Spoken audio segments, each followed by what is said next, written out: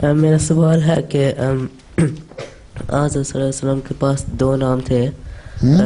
حضرت صلی اللہ علیہ وسلم کے پاس دو نام تھے, محمد اور احمد, لیکن ہم پھر حضرت صلی اللہ علیہ وسلم کو زیادہ حضرت محمد صلی اللہ علیہ وسلم کیوں کہتے ہیں؟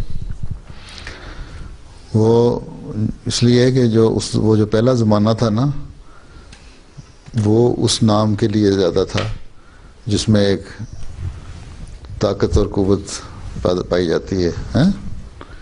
ٹھیک ہے, نام تو وہ بھی وہی ہے نا. اچھا ہے. اور احمد کے نام میں جو ہے وہ نرمی پائی جاتی ہے.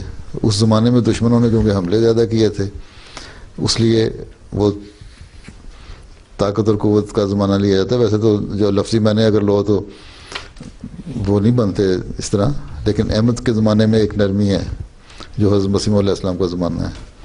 اس لیے وہ پہلا جو وقت تھا وہ محمد کے دور کا تھا, نام کے دور کا. یہ زمانہ آن وسلم کے احمد کے نام کے دور کا, جس میں نرمی سے بغیر جنگ و لڑے تبلیغ اسلام ہوگی.